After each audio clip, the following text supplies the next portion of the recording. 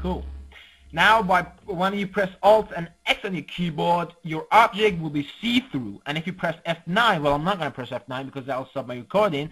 But if you render your view, oops, wrong button. I think, yep. There we go. The object is not see-through. It's only see-through in your viewport. Now I'm just going to go to my modify panel. Remember, do not right-click and go to convert it to a poly because that will get rid of this box icon here. So what we want to do is just go to the select the box, go to the modify panel up here, and in here we want to add one width, I think. Yep, we want to add one width segments here. Cool. Now that we've done this, go to the drop down menu and press E on your keyboard and go to edit poly. Now that you've got this selected, cool. First of all, the thing we need to do is to make the middle, this segment here, make it actually go outwards, if you know what I mean. But, so what we're going to do is select it all. I'm just going to press P on my keyboard to go to perspective view and press Z to zoom into my selected vert. What I'm going to do is, I'm going to first of all move my my box out a bit, so you know it's not so close to my image plane, and I only move it in one direction, and that will be the Y direction, like as in front and back, forward and backward. Press the vert option here, select your middle verts, and press R on your keyboard, go to the move tool, and then scale it out, just like that.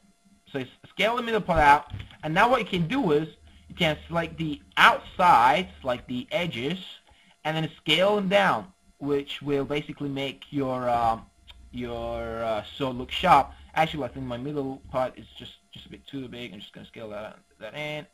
Beautiful. That looks nice now. Cool. So what I'm gonna do is go to my polygon.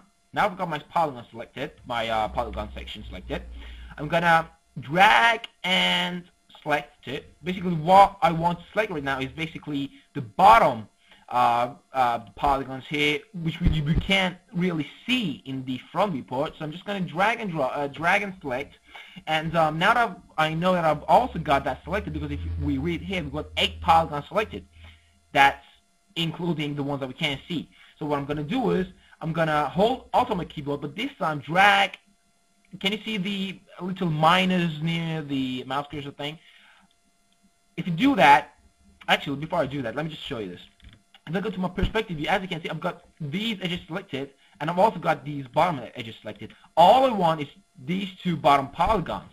So what I want to do is go back to my front viewport, hold Alt, drag, and deselect the middle ones. So basically, as you can see, down here, I've only got the red one selected, so I'm going to press W on my keyboard. I don't really like the scale tool to be on.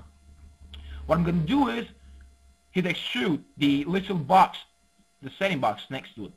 And this is on 0, which is nice. It usually is on 10. If it is on 10, you might need to just take it to 0. Press OK, and now nothing's happened because these polygons have been extruded, but they have not been moved. So there's basically 2 polygons in front of the other polygons. So I'm just going to move them down.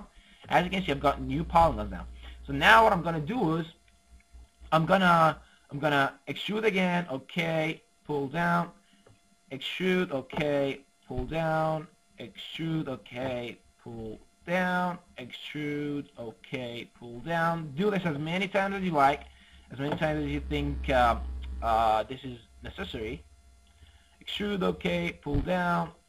Extrude, okay, pull down. Extrude, okay, pull down. But remember, if you're doing it for game, you might as well keep the polygons down, because you basically don't want 100 or 200, 300, or even sometimes 500 polygons for just one sword. You don't want that. You want to keep the polygons as little as possible. So now that we've got just basically a box right now, what I'm going to do is I'm going to select my vert option, and then I'm going to go ahead and select these and use my scale tool to basically shape them. Actually, I think I might just need to move my whole box left a bit. There we go. and basically just start shaping these so it looks like the sword.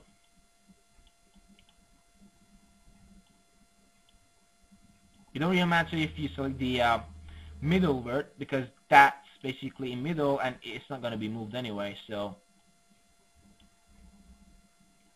just going to make sure that the sword is as big as my box, is as big as the sword. Sorry, I can't concentrate on model and talk at the same time. There we go. And boo. So basically now my sword my box kind of looks like a sword. There we go. So, and if I render this is how it kind of looks like. I don't think it looks that bad actually. Okay, so I'm gonna go to back to my front. I'm just gonna extrude this upper polygon again. Just select it the same way. Like, if you don't like it, you can just always go to the perspective. You have selected one by one, and then extrude. Okay, and move them up. And then again, extrude this out. Now you have two options here because we've reached the handle. What you can do is make another box and carry on from there, or what you can do is keep on working with this object. I just want to work with this object, but before I can, I just want to save it. File, save as, save it to a location that you could find again. Put, I don't know, I just want to call it 1 for now. Save. Okay. And I'm gonna select my top polygons. They're already selected. What I want to do is, this is very important. I want to extrude and make sure this is on 0 and press OK. Now I don't want to move it, but what I do want to do is to scale it. So just want to scale this out like that.